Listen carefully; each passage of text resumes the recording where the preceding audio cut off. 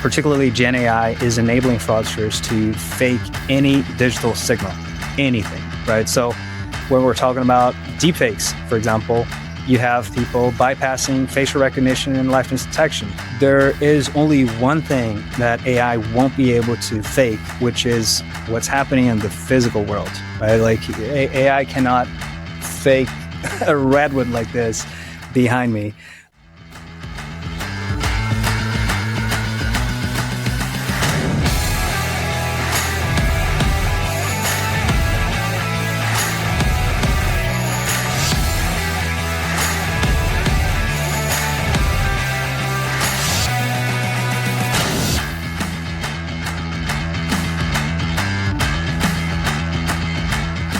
What's up, everybody? Welcome back quickly to another episode of Fraud Boxer. I got André back again from Incognia, the co-founder, man himself. Took us through Fraud as a Service just last week, which if you haven't listened to that one, everybody, please go back and listen to that because that was a ton of fun. And I learned a lot. And I've been in this space a long time. And I learned a lot on that episode. But had to have you back because like we were just saying in the green room here, it is required by law that we talk about AI. At least once every single guest, we have to talk about AI. We mentioned we were going to do it. You had to come all the way back. Weather looks good out there now, so you're back. Let's talk about AI, shall we? Let's do that. So real quick, for the people that might have not listened, which shame on them for not listening to the last episode, tell them who you are real quick. Tell them how you got here, and then we'll jump right in. Okay. I'm André, CEO and co-founder at Incognia. We're in the fraud prevention space. And yeah, doing a lot now in helping companies fight AI fraud. So AI fraud is growing rapidly, faster than some of us are even able to keep up. So run us through what you guys are seeing in AI fraud and what we should be looking out for, what's happening. We can go do everything from deep fakes to fake accounts to everything. So rip us through it if you could. Okay. Well, I'd say fraud has been around for a long time. Tools to enable fraudsters to commit fraud at scale had also been around for a long time, and we discussed it last week. But with AI, this has just been accelerated significantly, right? Essentially, what's happening is AI, and particularly Gen AI, is enabling fraudsters to fake any digital signal, anything, right? So when we're talking about deepfakes, for example, you have people bypassing facial recognition and liveness detection. When we're talking about LLMs are enabling social engineers scale up their operations, personalize the content, and become a lot more effective with their like phishing campaigns, for example. Mm-hmm. You have voice recognition being spoofed. So pretty much everything that's like digital way to verify a user is being spoofed right now. So it's become a very difficult battle.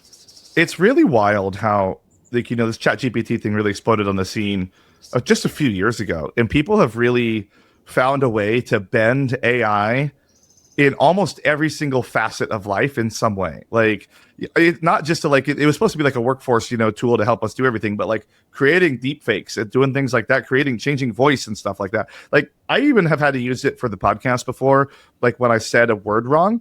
And I just had to like read off these couple of things and then type in what I wanted it to say. And it sounded exactly like me. Like exactly like me. The mouth didn't match, but like it sounded, and they had a tool to do that too, but it was so bad. And I've talked about it before. They also had they used the AI to do, and I'm sure it would come into the deepfake thing, but to make eye contact, and you could click a button and it brings your eyes up, but you don't blink. It's like there's no blinking, so that it totally is easy to see that one. So, and it was really creepy. It looked like I was like one of those horror movies, so I had to turn that back off. But there's so many different things that are happening in this space specifically. Run us through some of you guys are like, it's always easy to say like our tool is helping you solve AI, but a lot of people are just saying that, I feel. So run us through what you guys are actually doing to help us solve our AI problem, I guess, at the end of the day. Yeah. Well, every time I hear someone saying like, oh, we're using AI to prevent AI fraud or anything like that, like immediately my head goes like, this is BS. What's the reality is many of these things are just in a very asymmetrical battle, right? So think about deepfakes, right? The video generation and image generation engines are becoming extremely powerful. If you look at the initial like Will Smith deepfake videos, I remember those really old ones. They were super bad. Yeah, it was terrible. If you look at the new versions, it's perfect, right? You can't tell if that's real or not. So it's just like the amount of investment that's going towards that is just so much bigger than what's going towards like defending against that. It's a losing and an impossible challenge. So the way we're addressing this is quite different, which is there is only one thing that AI won't be able to fake, which is what's happening in the physical world, right? Like AI cannot fake a redwood like this behind me. So basically we're trying to build identity signals that are grounded in the physical world, grounded in physical world behavior, right? And one of the key things and very important concepts here is the idea of each user or each object really has a unique world line. The world line is essentially like our trajectory over time, over space time, right? And each of these are unique. This is a unique way of identifying anything. So basically what we're doing is we're building a unique world line for every single user, and that becomes their identity, which is a very different type of identity because we're not talking about just a point in time verification, like, oh, this face look like you. So yes, this is you. No, we're trying to analyze this behavior over time, right? Does the recent behavior match your historical behavior? Is there any like continuity on that behavior? Is there any anomaly? Like there's like a sudden change in movement and location for a specific user that should not be happening. So grounding this analysis in the physical world is our strategy. So even the AI agent stuff has been a little rapid coming. The adoption it really isn't there right now. But I had a person on recently, Robbie from CMSPI, awesome dude, and he's like really like he's working on like this future of payments like concept stuff. And one of the things that I brought up was I'd seen a Reddit post about, a lot of times like I see these posts about like, is this AI? Like that's the big question that everybody is. And eventually, because AI has had such a rapid adoption, there's so much noise out there right now. We actually should be asking the inverse of that: is this not AI? Yeah. At the end of the day, which is actually a really wild concept, especially when it comes to like art and music. You see people talking so much about the Spotify stuff, about like people keep getting duped into Spotify making fake music. Taking a step back here, like why are we taking this approach, right? Like the one of the main thoughts behind this is that like a lot of people are trying to identify like if the media is fake, right? So, is this document fake? Is this that makes sense? Fake? The face is it fake or any of that, right? That's where my mind would go to it immediately on these exactly. things. Yeah.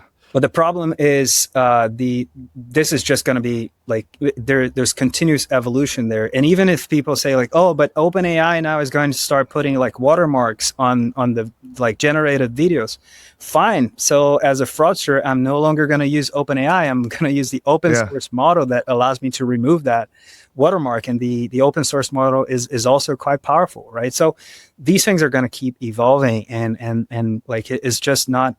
Like focusing on the media is just not the right strategy in my opinion. So when we're talking about like grounding this in physical reality, we're talking about things that are not going to change because of AI, right? So what are the things that are not going to change? Every user interaction with any online service is going to continue happening from a physical device, being an iPhone, a laptop, a smartwatch, whatever, right? There's always going to be a physical device that the end user is going to be using.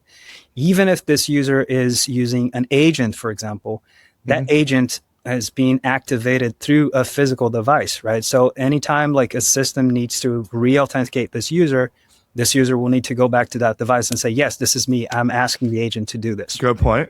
So that's one thing. The device is always going to be there.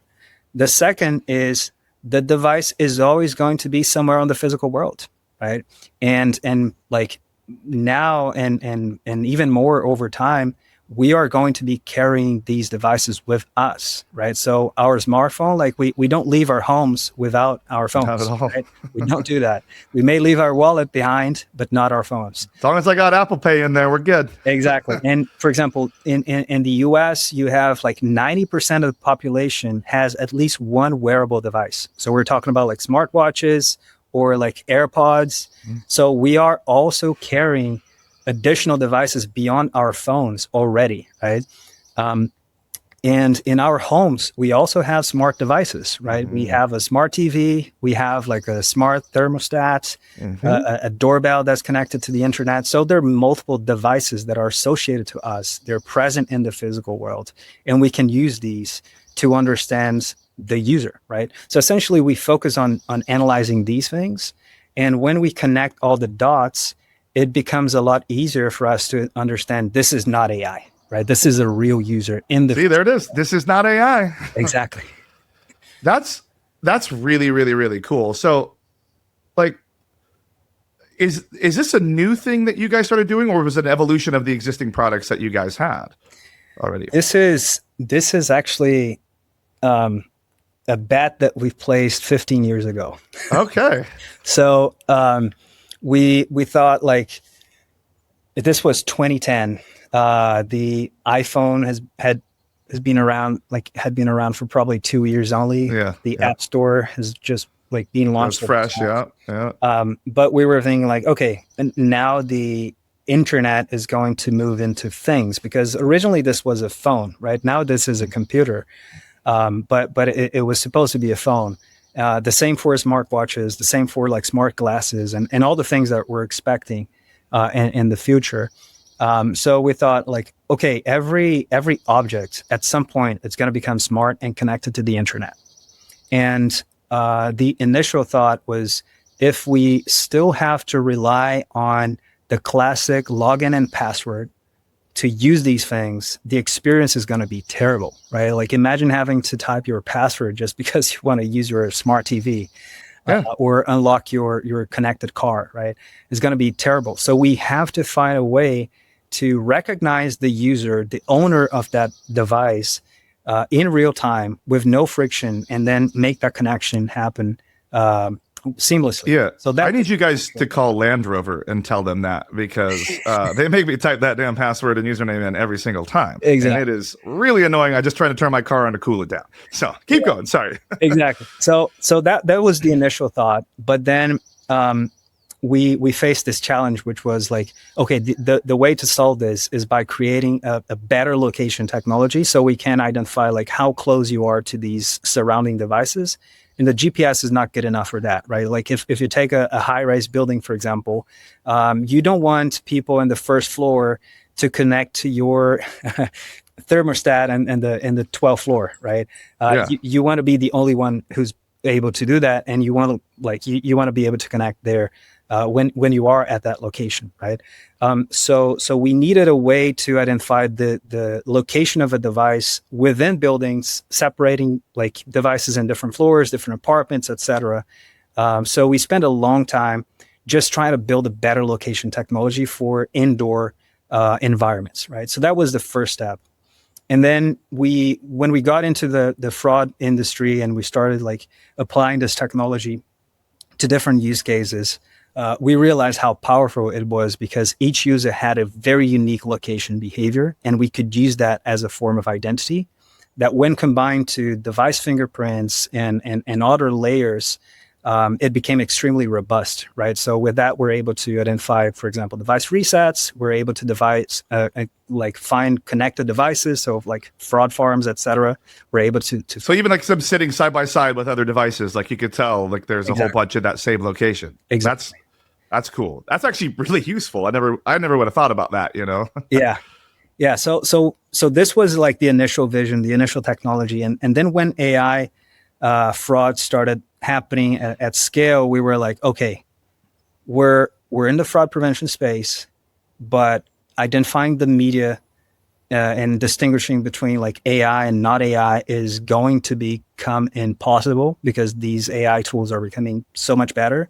So let's do the opposite. Let's identify if this is not AI, and if this behavior makes sense if we think like from first principles and just pure physics, right? Like people are not going to be teleporting, right? So like if we see that the behavior continues, it makes sense. People are using these devices with them and carrying these devices with them all the time, right? So if my phone suddenly stops seeing my smartwatch and my AirPods, something is off, right? So basically finding that consistency between like the connections of the devices of a certain user has become the core of our solution to prevent AI fraud. So that's super fascinating, and that's cool that you guys were thinking that even that far back and thinking ahead. And I still think that the thing where like the device farm thing is really cool, but like the floors and all of that, like the in 3D space technology that you guys have, like that's a stunner. Like that's something that's really, really cool. So we're in this current reality of AI, and these things that we're talking about, these deep fakes, these voice changing, like these devices that are changing like their own user agents, these things are happening now. Right now, they're out there in this world. So if you don't think it's happening to you on your website, it is. Call Incognia. Use the QR code that I'm putting on the screen right now, and then we'll talk about that too in a little bit.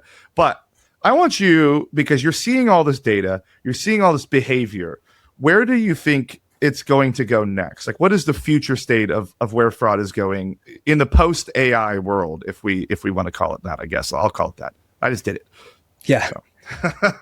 Well, I would say if companies don't adopt the right tools and they continue like just spinning wheels trying to identify like is this AI fraud or not,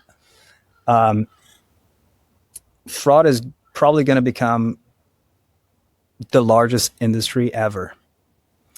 So wild. Okay, I like that because I do think so. I'm with you on that because it's going to be so easy.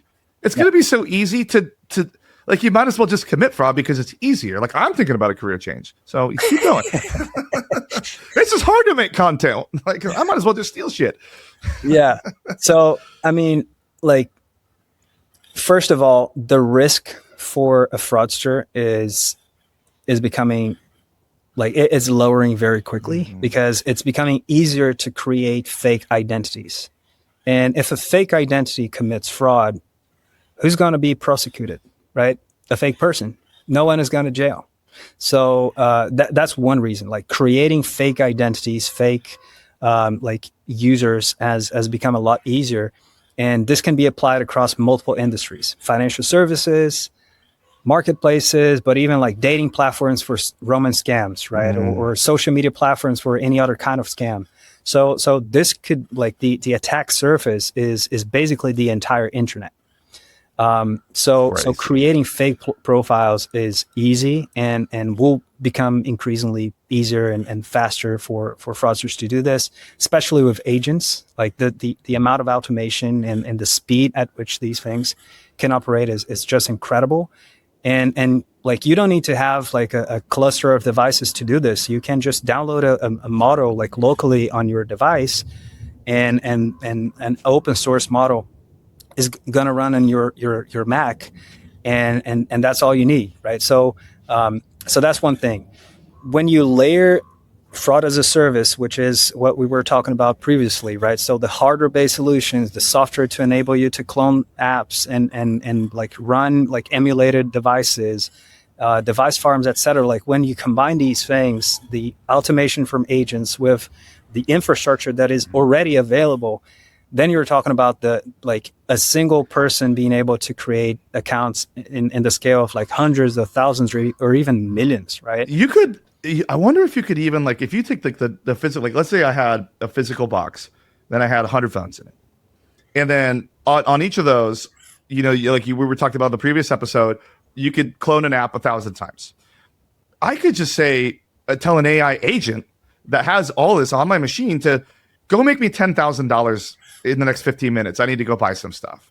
And then how it will just go and use what it has at its disposal to do that. Yeah. In theory, like that's crazy to me. Exactly. Like That's problematic, everybody. That's problematic. And the big difference here is that like you can like you could write just a script to instruct the application to like do whatever you want, like the cloned application on a device farm, etc. So you can already do that without AI, but with AI, you don't need to like. I don't have to worry about writing scripts. I don't got to write scripts anymore. You don't need to know how to code, right? So now basically the like these things are available to everybody. Like you don't have to have any technical background to do this. So the entire world can do this at scale, can buy these tools online right now very easily, and they can just commit fraud at a scale that was never seen before. So I'd say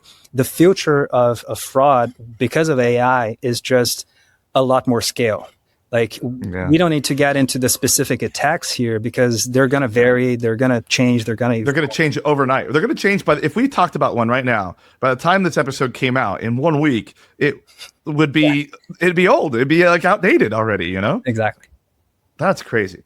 Well, you guys, as we wrap this up here, this particular episode, because this is a concept episode about the future, where we are with AI, what's going on, and how you guys are helping us solve our AI problem that we just found out is a lot more scarier than we realized.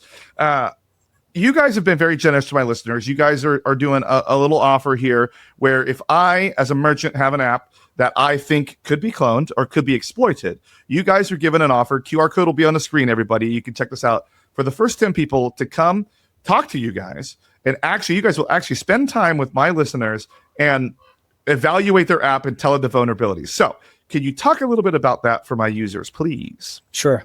Yeah, so we're basically going to analyze the application in 3 layers. The first is how easy is it to tamper with your application? So, for example, clone your app. Like, am I able to like create an account with a jailbroken device, or any kind of like manipulation of your application? That would be the first layer. And with that, you're able, for example, to prevent attacks such as like deepfakes bypassing facial recognition, for example. So that first layer would allow you to do that.